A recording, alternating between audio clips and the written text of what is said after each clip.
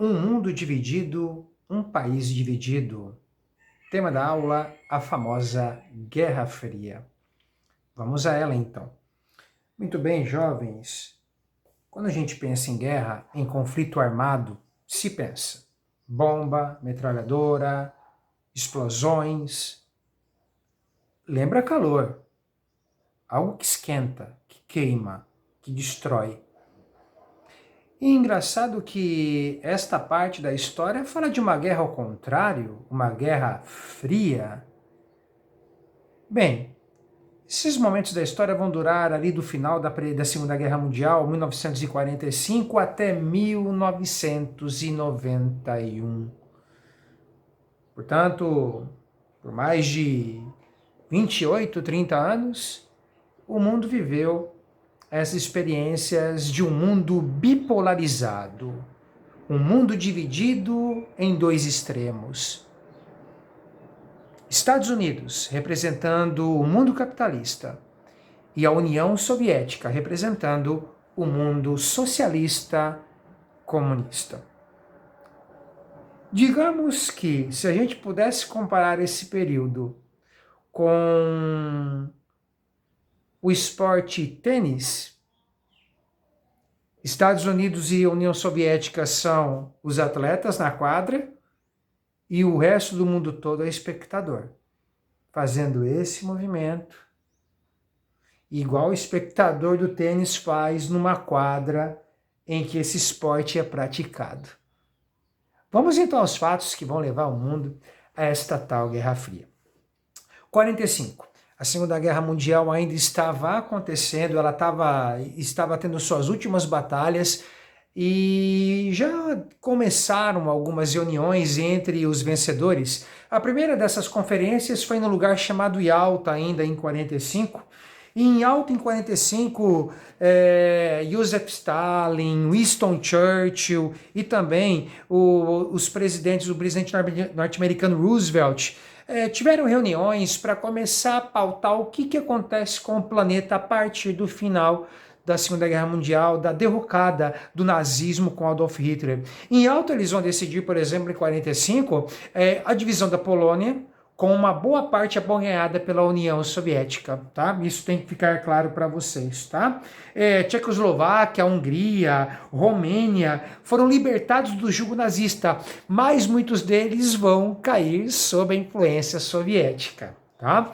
Muito bem, logo na sequência nós vamos ter em 46 a famosa Conferência de Potsdam, também reunindo aí esses líderes. Só que em 46, em vez do presidente Roosevelt, nós vamos ter o presidente Truman representando os Estados Unidos. Nessa conferência vai ficar colocado que todos os símbolos nazistas deveriam ser esquecidos, aniquilados, arquivados, tá bom?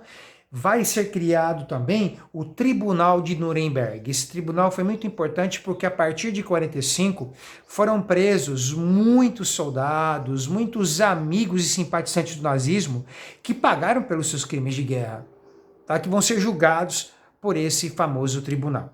Tá? Também vai ficar certo na Conferência de Potsdam o que fazer com a Alemanha a partir da queda do seu grande líder Adolf Hitler. E aí, esses caras vão se decidir pela divisão ideológica da Alemanha, física e ideologicamente. Primeiro, o território alemão foi dividido em 4 áreas de influência: União Soviética, Estados Unidos, França e Inglaterra. Cada um abocanha uma parte da Alemanha para poder ajudar na reconstrução dela. Agora, olha que interessante, a capital, Berlim, também foi dividida nessa área de influência. Só que Berlim, geograficamente dizendo, está dentro da área de influência soviética e ela ia ter influência capitalista lá dentro. Isso deu problema. A União Soviética chegou a fechar estradas para que a América não mandasse insumos e ajuda para Berlim, sabe? Depois isso acabou sendo resolvido diplomaticamente entre eles. Tá certo? Muito bem. Importante dizer também que ainda em 45, nos Estados Unidos, esses pares vão se decidir pela criação de uma liga internacional com um poder político e econômico mais forte do que a antiga Liga das Nações, que não conseguiu conter os avanços de Hitler e Mussolini. E aí nós estamos falando da Organização das Nações Unidas, a famosa ONU, que até hoje tem grande poder de atuação perante o mundo todo para levar a ideia da construção de um mundo de paz, ajuda econômica, ajuda humanitária, ajuda da medicina, ajuda na construção, ajuda agrícola, bem, e por aí vai, né? E é claro, na mediação de conflitos armados, que é o que esses caras não querem, tá certo? Bem, importante na ONU, por exemplo, é o famoso Conselho de Segurança, tá? Estados Unidos, Rússia, China, Reino Unido e França são aqueles que têm assento permanente no Conselho de Segurança. Eles podem, através do voto, intervir ou não em conflitos armados ao redor do planeta, tá bom? Outros países não têm assento, por exemplo, nós não temos no Brasil, mas somos convidados a participar de tempos em tempos para também darmos as nossas opiniões, mas nós não temos o poder de intervir, o chamado poder de veto que esses países têm, tá?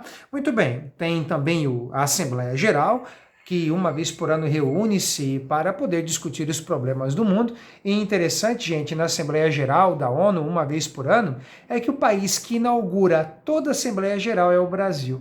O primeiro discurso sempre é do presidente brasileiro, do mandatário brasileiro. Por quê? Porque quando ela foi criada em 45 para 46, quando os discursos iam ficar prontos para inaugurar a ONU, há uma fala de que os líderes estavam ali ainda preparando, rascunhando o que nós vamos falar, e o Brasil tinha ali o seu discurso pronto, então ele faz o discurso de abertura naquele inteirinho. E aí é uma tradição o Brasil todo ano ser o primeiro país a fazer o discurso de abertura na Assembleia Geral da ONU. É assim desde então, tá?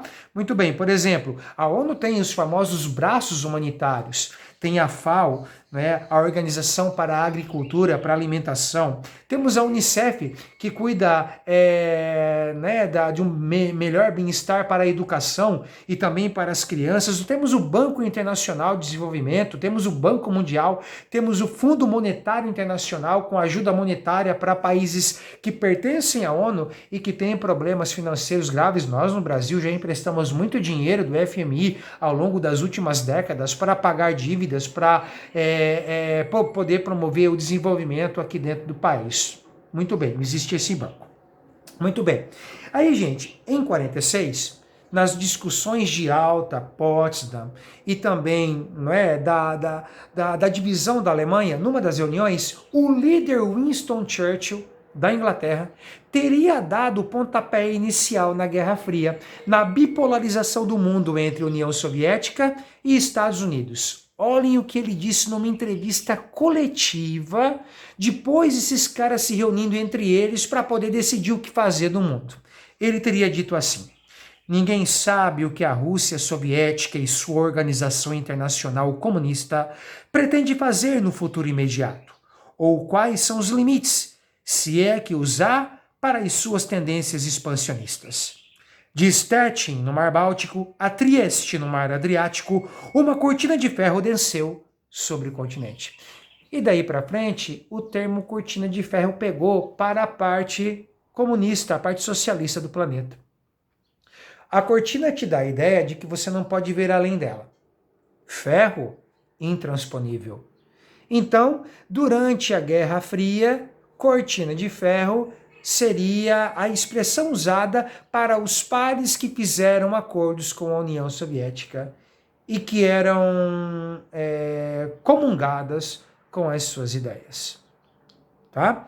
Muito bem, jovens. A partir disso também, temos que colocar que o presidente norte-americano, depois desse discurso, ele vai colocar que os Estados Unidos estariam sempre a favor de todo o país, de todo o povo, que lutasse contra o comunismo, contra a sua implantação.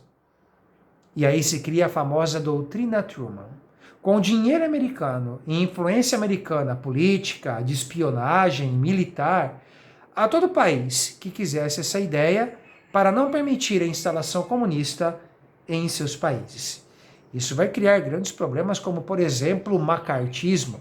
Ali nos anos 50, ficou muito importante a atuação do senador Joseph McCarthy, que vai dizer que a partir dos anos 50, agentes soviéticos se instalaram no território americano para aprender sobre a política americana, a economia americana e poder influenciar. Foi um verdadeiro caça às bruxas. Gente como Charlie Chaplin chegou a ter que se mudar dos Estados Unidos porque as ideias dele eram comunistas. Agora, o mais complicado foi com o casal Ethan e Julius Rosenberg, um dos pais da arma nuclear.